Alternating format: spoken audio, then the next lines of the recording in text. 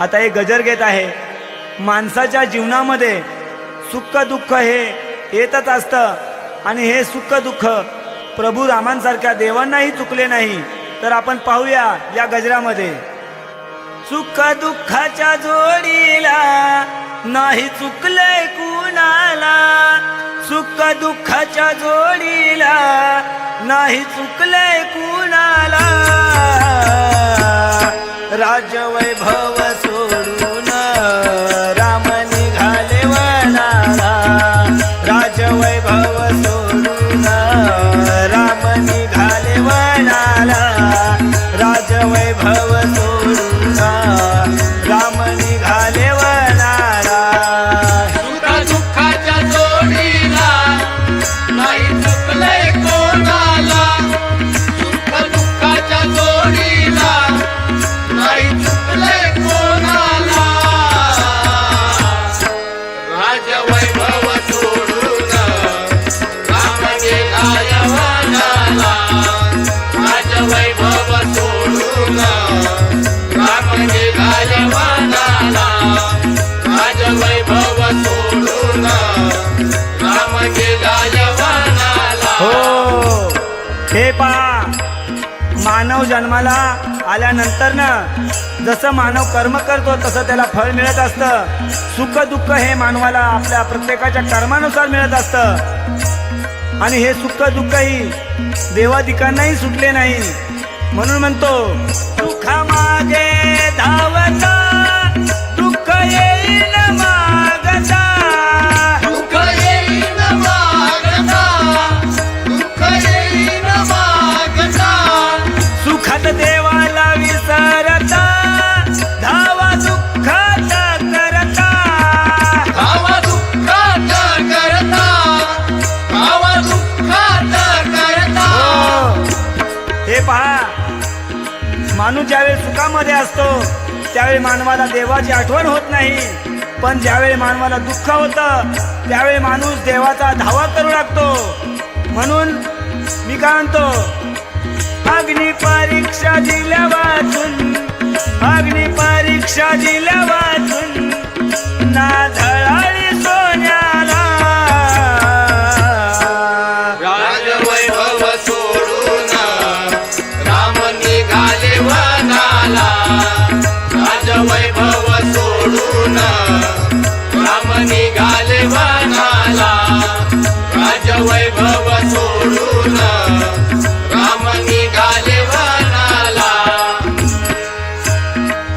संसाराची आवड यानं लगीन थाटलं, यानं लगीन थाटलं, यानं लगीन थाटलं, त्याची झाली परवड त्याचं तीच फाटलं, त्याचं तीचं फाटलं, त्याचं तीचं फाटलं। हो।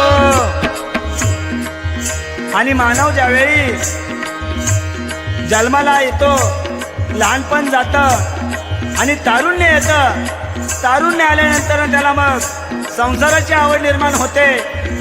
संसाराची आवड निर्माण झाल्यानंतर ना मग त्याचा लव्ह मॅरेज चालू होतं। लव्ह मॅरेज चालू असताना तो मग लग्नाचा विचार करतो आणि हे लव्ह मॅरेज म्हणजे बेभरवशाचं स्टेशन।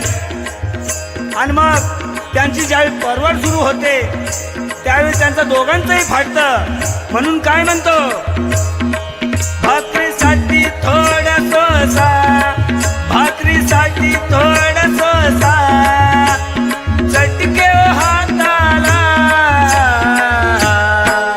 राजवैभव सोडून राम निघाले वनाला, राजवैभव सोडून राम निघाले वनाला, राजवैभव सोडून राम निघाले वनाला, दुःखामुळे कळते या सुखाची किंमत, या सुखाची किंमत, या सुखाची किंमत, नाही बाजारात मिळते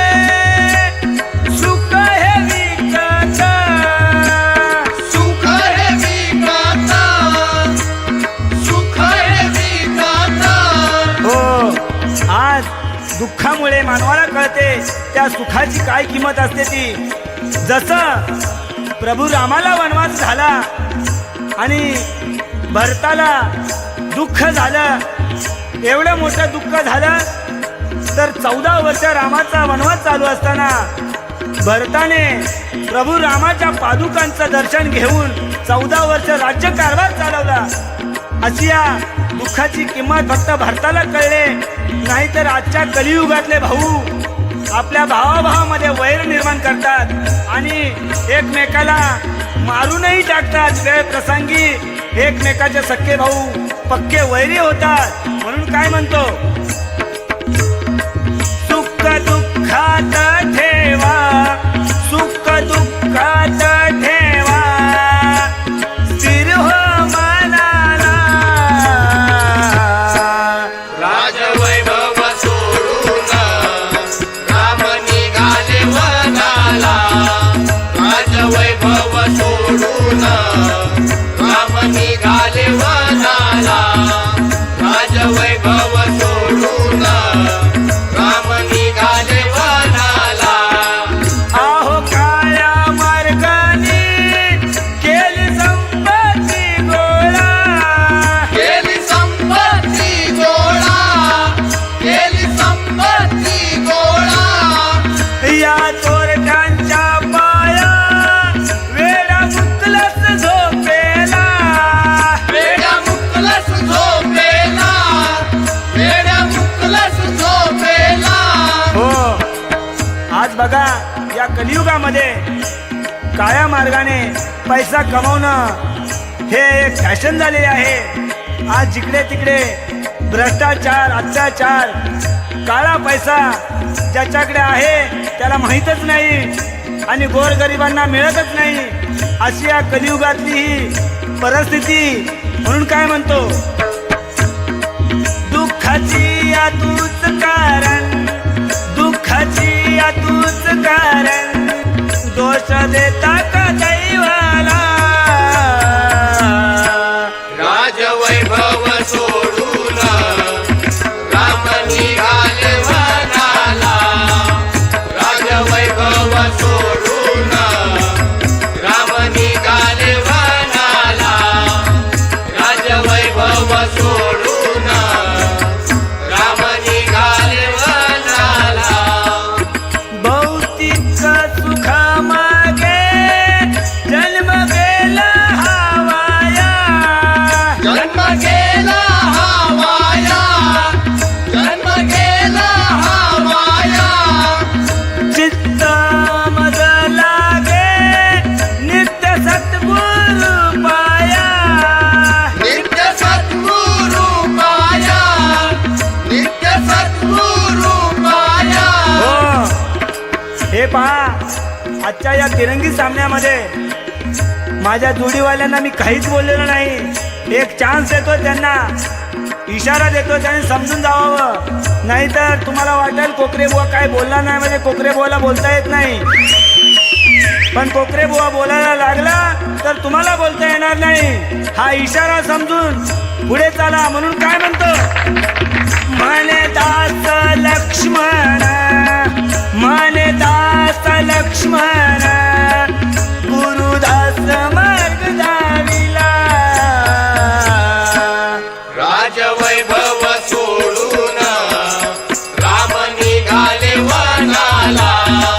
राजवैभव सोडून राम निघाले वनाला. राजवैभव सोडून राम निघाले वनाला. सुख दुःखाच्या जोडीला नाही चुकलंय कोणाला. सुख दुःखाच्या जोडीला नाही चुकलंय कोणाला.